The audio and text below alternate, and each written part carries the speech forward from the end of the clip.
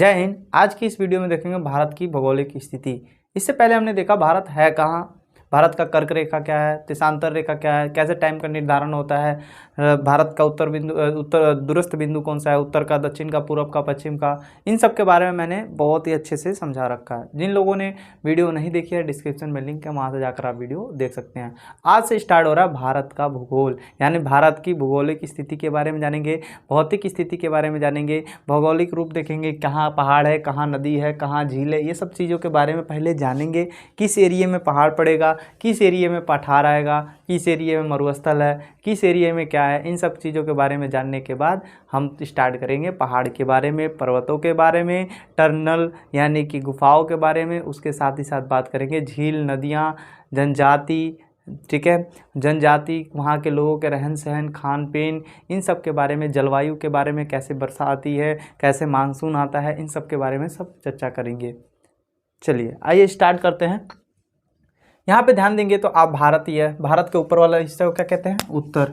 क्या बोलेंगे, ये उत्तरी दिशा है, ये क्या है, दक्षिण दिशा है, और ये क्या है, पूर्व दिशा है, और ये क्या है, पश्चिम दिशा है। इन सब चीज़ों के बारे में मैंने आपको इससे पिछली वीडियो में सब कुछ समझा रखा अच्छे से। जिन लोगों ने नहीं देखी भाई, डिस्क्रिप्शन में लिंक है, वहाँ से जाकर आप वीडियो देख सकते हैं। अब हम बात करेंगे, देखिए सबसे पहली बात करें तो हम भारत को 4 भागों से बांट के पढ़ते हैं। सबसे पहले 4 क्या 5 कई भाग हो सकते हैं। यहाँ पे देखिए, ये इधर हमारा देखिए अंडमान निकोबार द्वीप आ जाएगा। ये द्वीप समूह बोलते हैं, इसको क्या बोलते हैं, द्वीप समूह बोलते हैं। द्वीप किसे कहते हैं, इसके बारे में अच्छे से समझा रखे हैं।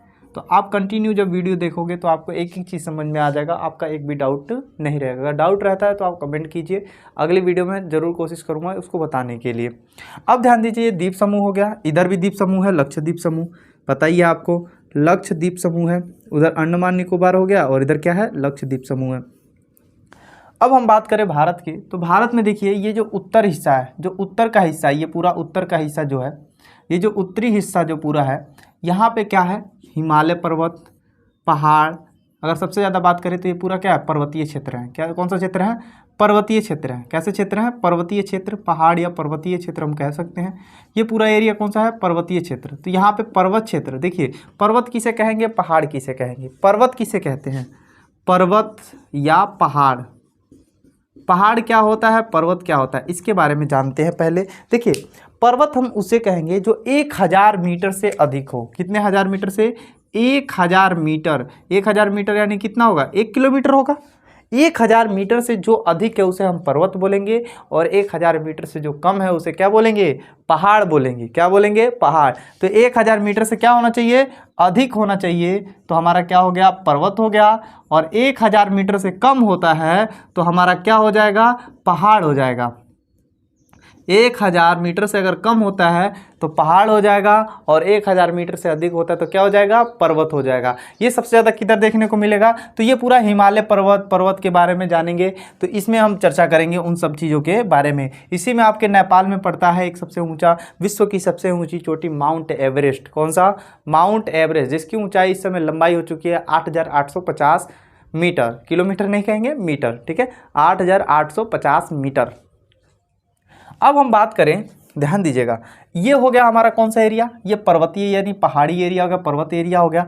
इधर का एरिया जो राजस्थान के एरिया है, राजस्थान के एरिया मरुस्थल। कौन सा स्थल, मरुस्थल। मरु मतलब मर गया, स्थल मतलब ऐसा जमीन जो जहाँ पे किसी काम का ना हो। जैसे रेगिस्तान है तो रेगिस्तानी तो मरुस्थल है, तो मरुस्थल, ठीक है।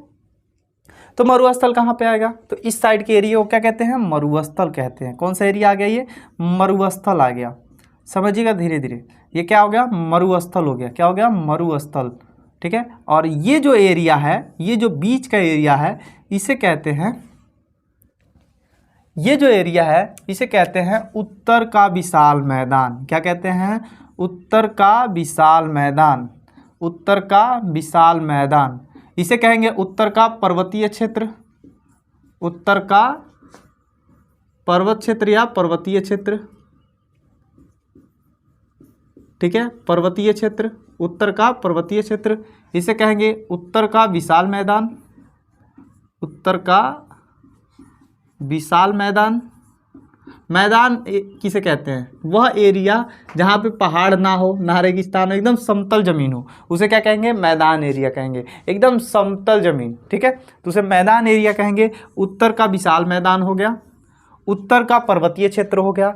अब ये जो है दक्षिण भारत, दक्षिण भारत को पठारीय क्षेत्र बोलते हैं। कौन सा? पठारीय क्षेत्र।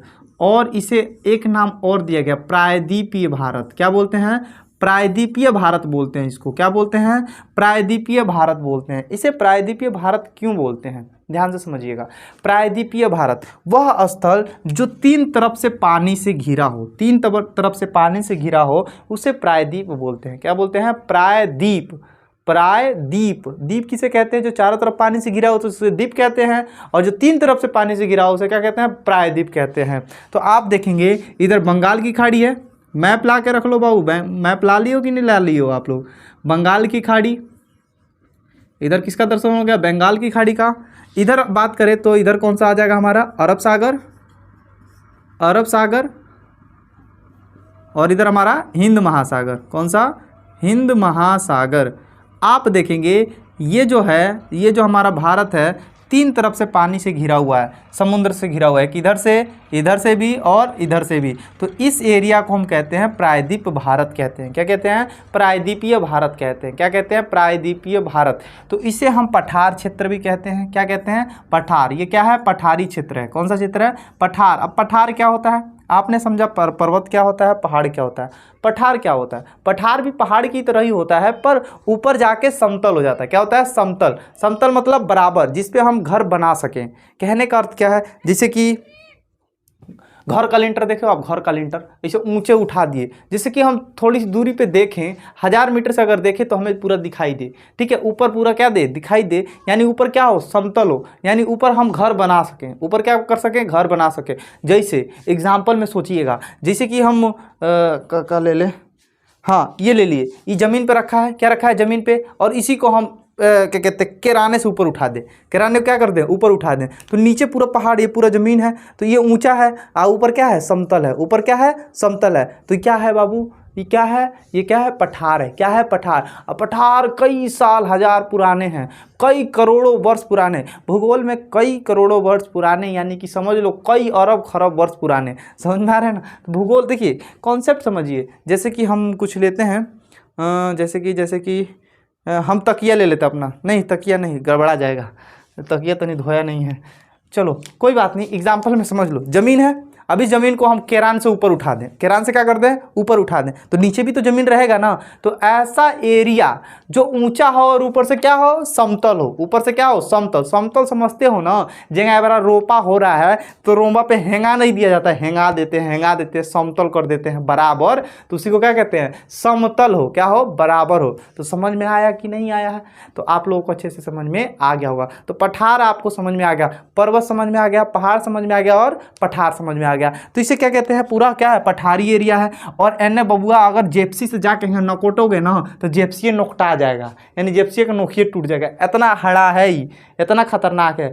अब खुद बताओ, जैसे जैसे हम अपने पृथ्वी से ऊपर जाते हैं, कहाँ जाते हैं? ऊपर ऊपर ऊपर ऊपर ऊपर, ठीक है, आसमान की तरफ जाते हैं। ऊपर वाला ऊपर मत समझ लेना, आसमान की तरफ जाते हैं तो टेम्परेचर में क्या होता है? कमी होती है, तो बढ़ोतरी होती है, तो कमी होती है। अब कमी का होता है, बढ़ोतरी का होता है। हम समझते हैं तुम बबुआ हो, तुमको कुछ आता नहीं है, तो देखिए कमी का होता है। जैसे कि इस समय क्या है? गर्मी पड़ रहा है। क्या पड़ रहा है? गर्मी। तो कहते अरे बाल टेम्परेचर बढ़ गई बा, इतना गर्मी होता है, चक्कर होता है, ठीक है, यानी टेम्परेचर बढ़ गया है। आज जैसे जैसे ठंडा तो गए टेम्परेचर गिरा तो ठंडी लगा था, यानी समझ रहे हो ना? जैसे जैसे ऊपर जाएंगे तो क्या होगा? टेम्परेचर कम होगा, जिसकी वजह से क्या पड़ेगी? ठंडी पड़ेगी। और जो जहाज उड़ता है ना बबुआ, जहाज पे चारों तरफ से शीशा से पैक रहता है। अगर बबुआ, अगर शीशा होकर खोल दिया जाए और कोनो चाचा पान खा के थूकने बहरी निकले मुड़ी निकाल के, कि मुड़िए बहरी जम जाएगा, इतना खतरनाक होता है ऊपर टेम्परेचर। माइनस में टेम्परेचर होता है ऊपर, ठीक है। तो जितना ऊपर जाएंगे क्या होगा? टेम्परेचर घटेगा। और हम जानते हैं वातावरण में नमी रहता है। वातावरण में क्या रहता है? नमी रहता है। वातावरण में नमी रहता है, ये नहीं समझ में आ रहा है ना?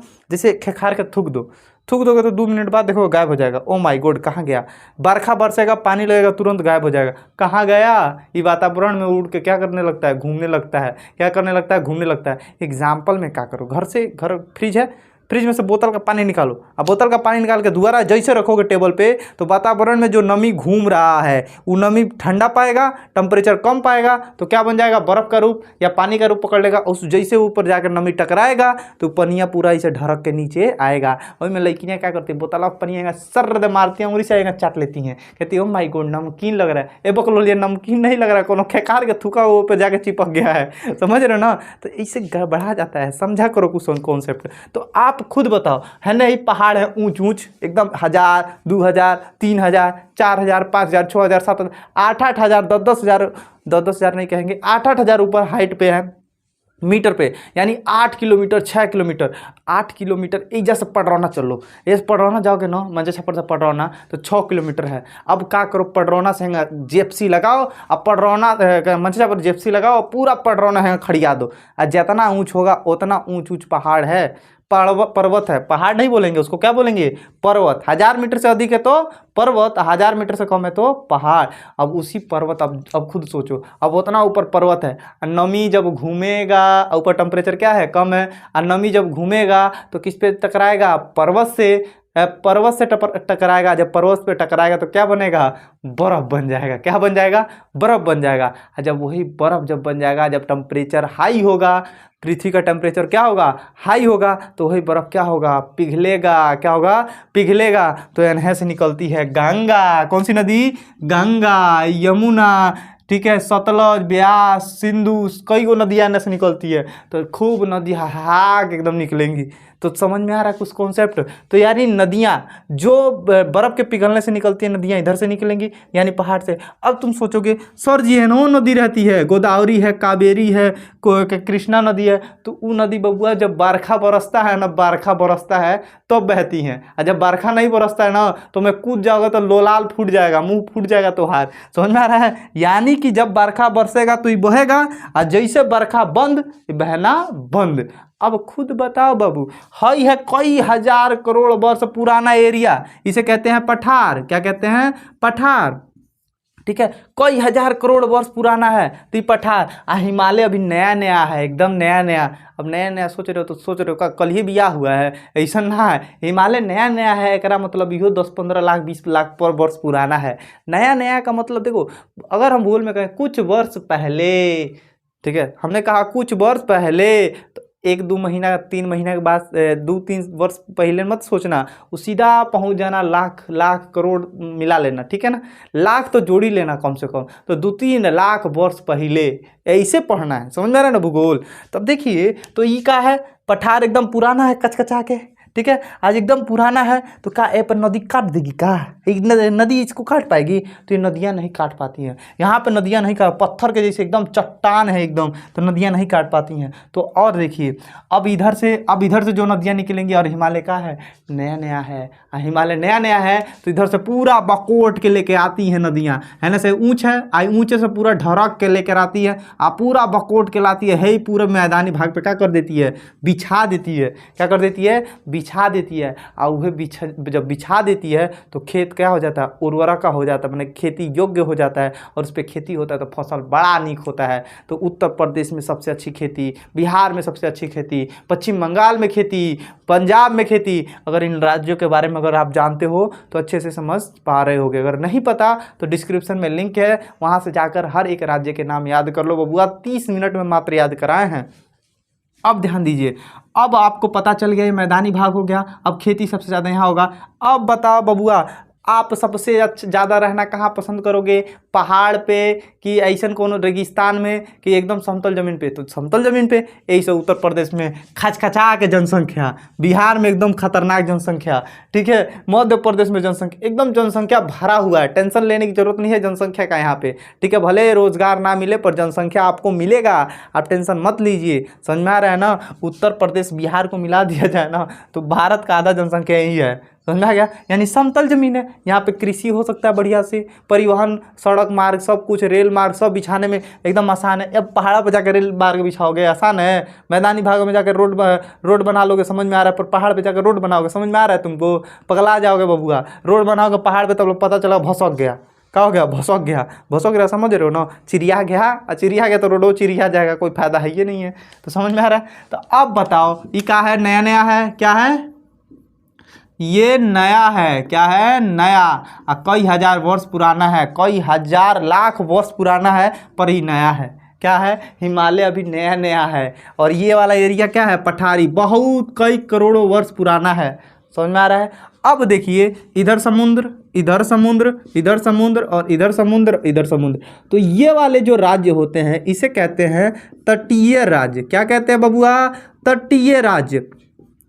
ऐसे राज्य जो किसी समुद्र के किनारे स्थित हैं उसे क्या कहते हैं, तटीय राज्य कहते हैं। कुल तटीय राज्यों की संख्या 9 है। कुल तटीय राज्यों की संख्या कितनी है, 9। तो ऐसे राज्य जो किसके किनारे हैं, तट के किनारे हैं। तो कुल तटीय राज्यों की संख्या कितनी, 9। कितनी है, तटीय राज्यों की संख्या कितनी है बबुआ, 9। आपने देखा इधर हिमालय हो गया, इधर मरुस्थल हो गया, इधर मैदानी भाग हो गया, और इधर पठार हो गया, और इधर क्या हो गया, तट। इसी के बारे में अगर पढ़ लिए तो भूगोल खत्म। इसी के बारे में भूगोल पढ़ लिए, इसके बारे में पढ़ लिए तो भूगोल क्या हो जाएगा आपका, खत्म हो जाएगा। फिर एग्जामिनर कहीं से क्वेश्चन बनाए, आपको टेंशन लेने की ज़रूरत नहीं है। भारत के भूगोल से विश्व के भूगोल तो बकिए है बबुआ, वो तो पूरा जाल है, टेंशन ना लो। समझ में आ रहा है। तो ये देखिए, तो आपको ये समझ में आ गया होगा अच्छे से। अब आप हमें बताइए, यहाँ पे अगर कुछ ये केरल है, क्या है, ये वाला एरिया केरल है। अब इस केरल पे हम फैक्ट्री बैठा देते हैं समोसा का नहीं गड़बड़ा जाएगा, लिपस्टिक का फैक्ट्री यहाँ बैठा देते हैं। और यहाँ से जब लिपस्टिक हम बनाएंगे तो ये बताओ, हमको सऊदी अरब में लिपस्टिक भेजना है। कहाँ भेजना है, अरब देश में। और जब अरब देश में हमको लिपस्टिक भेजना है तो हमें कौन से साधन का ज़रूरत पड़ेगा, तो समुद्री साधन का, यानी कि जहाज़ का। समुद्री यात्रा आराम से करना है, और समुद्र से जो सामान जाता है बहुत ही कम दाम में चला जाता है। समुद्र से जो सामान जाता है वो बहुत कम ही दाम में चला जाता है। तो आप देखेंगे सबसे ज़्यादा डेवलप क्षेत्र इधर ही हैं, सबसे ज़्यादा। देखो महाराष्ट्र, बम्बई आ जाएगा, गुजरात आ जाएगा, ठीक है, कर्नाटक आ जाएगा, केरल, कर्नाटक की राजधानी बेंगलुरु, आप देखेंगे कितना डेवलप है। चेन्नई देख लेंगे, तमिलनाडु की राजधानी, आंध्र प्रदेश देख लेंगे, तेलंगाना देख लेंगे, इधर आंध्र के उड़ीसा देखेंगे, पश्चिम बंगाल, ये सब कितने डेवलप शहर है, आप खुद सोचिए। क्यों, क्योंकि इनका विदेशों के साथ व्यापार बहुत ही अच्छे तरीके से होता है। यहाँ पे माल ले जाने और लाने में दिक्कत नहीं होता है। अगर हमको जापान से कुछ खरीदना है, इधर जापान है, क्या है, जापान, अगर जापान से कुछ खरीदना है तो फक दे है लेके आएंगे, है नाई से पहुँचा देंगे। तो इन राज्यों को सबसे पहले मिल जाएगा। उत्तर प्रदेश बबुआ जा, अब यहाँ से जाएगा तब ना साधन से। अब यहाँ से इतना दूर जो साधन का खर्चा लगेगा कैसे लिया जाएगा, हम ही लोगों से ना। तो भैया यहाँ मिलेगा समोसा 5 रुपया, तो यहाँ कहाँ मिलेगा 8 रुपया, तब कहेंगे महंगाई बढ़ गया। समझा रहा ना। तो इन चीज़ों को आप समझोगे बहुत ही अच्छे से। मिट्टी सबसे ज़्यादा विस्तार यहाँ मिलेगा, काली मिट्टी का इधर मिलेगा, ठीक है, इधर पर्वतीय मिट्टी मिल जाएगा, इधर तो मरुस्थल है पूरा एकदम बालू, फाक लो बालू है, कोनो टेंशन ना है। रहने जाओगे तो नाड़ा बांधने वाले मिलेंगे, समझ आ रहा है ना, नाड़ा बांधने। अब ध्यान दीजिए, आपको समझ में आएगा। उसके बाद द्वीप समूह के बारे में, तो ये द्वीप के बारे में भी पढ़ लेंगे, ठीक है। तो सबसे पहले हमें पढ़ेंगे किसके बारे में, पर्वत के बारे में, हिमालय के बारे में। हिमालय के बाद क्या पढ़ लेंगे, मरुस्थल के बारे में। उसके बाद मैदानी भागों के बारे में पढ़ेंगे। मैदानी भागों में हमें पढ़ना क्या है, मैदानी भागों में हम पढ़ेंगे कृषि के बारे में, ठीक है। सबसे अच्छा कृषि क्या होता है, वहाँ फसल कौन कौन सा होता है, कैसे फसल होता है, मिट्टी कैसी है, कैसी मिट्टी, हर जगह मिट्टी के बारे में पढ़ना है, ठीक है। वहाँ की जाति के बारे में पढ़ना है, जनजाति के बारे में पढ़ना, ये सब चीज़ के बारे में पढ़ना है, जिससे हमारा क्या जगह भूगोल खत्म हो जाएगा। अब इधर हम देखेंगे तो पूरा पहाड़ों के बारे में पढ़ेंगे। कुछ पहाड़ इधर भी देखेंगे, कुछ पर्वत पहाड़ इधर भी मिलेंगे, और इधर भी कुछ पर्वत नहीं मिलेंगे, इधर क्या मिलेंगे, पहाड़ मिलेंगे। सिंपली क्या ज़्यादा मिलेंगे, पहाड़ मिलेंगे। तो पहाड़ों के बारे में देखें तो अगर सबसे ज़्यादा पहाड़ किधर मिलेंगे, इस वाले एरिया मिलेंगे। आप देखेंगे तो सबसे ज़्यादा पहाड़ इस वाले एरिया मिलेंगे, इस वाले एरिया में सबसे ज़्यादा पहाड़ मिलेंगे, ठीक है। और आप देखेंगे क्या कहते हैं, सबसे ज़्यादा तटीय राज्य यही है, तटीय राज्य। अब देखो, आपने देख लिया, अगर आपको राज्य, ये 9 राज्य याद हैं, ये जो 9 राज्य याद हैं, अगर क्वेश्चन आपसे पूछता, अगर आपको नहीं भी पता है तब भी आप आंसर कर जाओगे। जैसे देखो, हमने कहा कि तटीय राज्य इसमें से कौन सा नहीं है, तटीय राज्य इसमें से कौन सा नहीं है। आपने 9 राज्य एक बार देखा है, फिर उसके बाद कोई दिक्कत नहीं। हमने कहा ऑप्शन में, option number A Himachal Pradesh. क्या हिमाचल प्रदेश तटीय राज्य है? इधर है हिमाचल प्रदेश। क्या तटीय राज्य है? नहीं है। यही हो गया आंसर। हम तो गड़बड़ा गया, पहले वो देना चाहिए, लास्ट में देना चाहिए। ठीक है, समझ में आ रहा है ना आपको? तो आपको अच्छे से समझ में आ गया होगा हमें पढ़ना कैसे है। तो सबसे पहले हम किसके बारे में बात करेंगे? हिमालय के बारे में। ठीक है, हिमालय के बारे में, पर्वत और पहाड़ के बारे में बात करेंगे। इससे पहले एक चीज़ के बारे में और चर्चा करते हैं। कल हम बात कर रहे थे इनके सटे हुए देशों के बारे में, सीमावर्तीय देशों के बारे में बात कर रहे थे, जिसमें हमको आप बताएंगे सबसे उत्तर में कौन सा देश पड़ेगा। उत्तर में कौन सा देश पड़ेगा? भारत के उत्तर में कौन सा देश आएगा? तो आप देखेंगे उत्तर ये है, तो भारत के उत्तर में यहाँ पे देखेंगे चीन है और कौन है? नेपाल है। तो उत्तर में कौन सा है? चीन है और कौन सा है? नेपाल है। इन चीज़ों के बारे में देख लेंगे आप। चीन और नेपाल है। उत्तर में कौन सा मिलेगा? चीन और नेपाल मिलेगा। और पश्चिम की बात करें, पश्चिम के बात तो यहाँ पे क्या है? पाकिस्तान है। क्या है? पाकिस्तान। तो पश्चिम में कौन सा है? पश्चिम में कौन सा है? तो पाकिस्तान है। कौन सा है? पाकिस्तान। POK पाकिस्तान। ठीक है, बकलोल लिख दे रहे हैं, P से पाकिस्तान हो गया। ठीक है, अब इधर देखेंगे तो इधर पूरब की तरफ देखेंगे तो पूरब की तरफ आपको म्यांमार मिल जाएगा। इधर कौन सा देश था? म्यांमार। इस ये कल बता चुके हैं, बस इनके बारे में बता रहे हैं कि कौन सी दिशा में है। तो ये किस साइड है? पूरब की तरफ कौन सा है? म्यांमार आ गया। पूरब की तरफ म्यांमार और बांग्लादेश। बांग्लादेश भी तो आएगा, बांग्लादेश, बांग्लादेश। ठीक है, और उसके बाद इधर देखें तो आप इधर देखेंगे तो अफगानिस्तान यहाँ पे है, तो उत्तर में भी है और पूर्व में भी है। तो उत्तर पूर्व में कौन सा पड़ेगा? उत्तर पूर्व में कौन सा पड़ेगा? सॉरी, हाँ, उत्तर पश्चिम में, सॉरी ये पश्चिम है ना, ये साइड पश्चिम है, ये उत्तर है। तो उत्तर पश्चिम में कौन सा पड़ेगा? उत्तर पश्चिम। उत्तर पश्चिम में आपका पड़ेगा अफगानिस्तान। ए से अफगानिस्तान, कोई दिक्कत। और आप देखेंगे तो ये भूटान है। क्या है? भूटान यहाँ पर। तो पूर्व में भी पड़ रहा है और उत्तर में भी पड़ रहा है। तो उत्तर पूर्व में कौन सा पड़ेगा बाबू? भूटान पड़ेगा। उत्तर पूर्व में भूटान, भूटान। तो इन तीन चीज़ों के बारे में थोड़ा सा आप ध्यान देंगे। ठीक है, इन सब चीज़ों के बारे में थोड़ा सा ध्यान देंगे। यूपी पुलिस हो, कोई सा भी एग्जाम हो, यहाँ से क्वेश्चन पूछे जाते हैं। तो आपको आज की वीडियो कैसी लगी एक बार कमेंट करके बताएंगे। और आज कल से हम बात करेंगे पर्वतों के बारे में। आपने देखा इधर पर्वत है, इधर क्या है? मैदानी भाग है, इधर मरुस्थल, और इधर क्या? पठारी क्षेत्र, और इधर क्या है? तटीय मैदान। ठीक है, और इन सब चीज़ों के बारे में डिस्कस करते हुए हम आगे बढ़ेंगे। सबसे पहले पर्वत के बारे में पढ़ेंगे। सभी पर्वत के बारे में पढ़ने के बाद हम यहीं से स्टार्ट कर देंगे नदियों के बारे में, झीलों के बारे में, क्योंकि यहाँ से नदी निकलेंगी। क्या निकलेंगी? नदी। जब बर्फ़ पिघलेगा तब नदी निकलेंगी। आप बताइए, क्या इधर की नदियाँ कभी सूखेंगी? कभी नहीं सूखेंगी। क्या इधर की नदियाँ कभी सूखेंगी? कभी नहीं सूखेंगी। क्या कभी गंगा देखें आप सूखे हुए? कभी नहीं सूखती हैं। ठीक है, पानी रहता है, थोड़ा मोड़ा पानी रहता है। अब इधर की नदियाँ जो है, बारिश होगा तो पानी रहेगा इसमें, अब बारिश नहीं रहेगा तो कूद जाएंगे तो मुलाल फूट जाएगा। समझ में आ रहा है ना? तो आज की वीडियो आज यहीं पे ख़त्म करते हैं। और जाते जाते एक कहानी तो सुन लो बबुआ, डेली कहानी सुनते हो, आज भी सुन लो। हम एक कहानी बताते हैं, जिस कहानी में क्या है पहले ध्यान से सुनिए। 3 गाय थी। कितनी गाय थी? 3 ठो। कौन कौन सा? लाल, पियर, उज्जर। लाल, पियर, उज्जर, लाल, पियर, उज्जर, 3 गो। लाल, पियर, हरियर नहीं बोल रहे हैं, गड़बड़ा जाएगा। लाल, पियर, उज्जर। ठीक है, 3 ठो गाय थी और तीनों गाय क्या कहते हैं, एक साथ रहती थी, एक साथ चारागाह में चरती थी और एक साथ हमेशा रहती थी। कभी भी दूर नहीं जाती थी, एक साथ चरती थी और एक साथ एक ही घर में रहती थी। तो एक बार एक शेर आया घूमते हुए उधर। शेर घूमते हुए आया तो देखा, ओ माय गॉड, लाल, उज्जर और पियर गाय, ओ माय गॉड, खा लेंगे तो हमारा पेट भर जाएगा।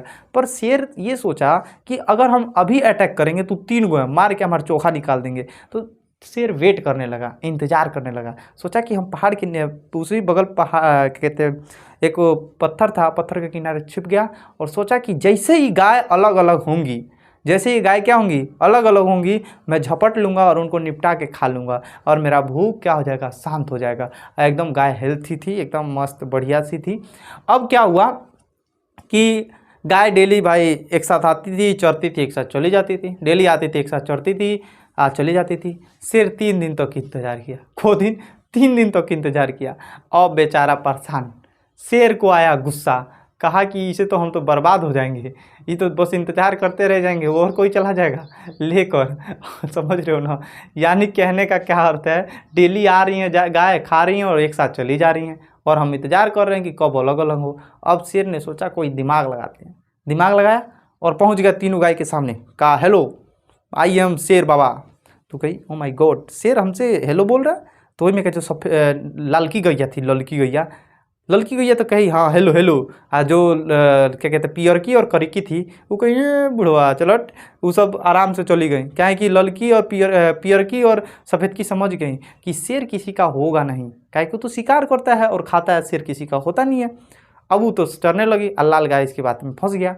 लाल गाय को एकदम हाँक दिया, ही शेर एकदम बड़ा बड़ा बात फेंक दिया। लाल गाय और शेर पे दोस्ती हो गया, एक नंबर दोस्ती हो गया, दोनों एक साथ रहने लगे।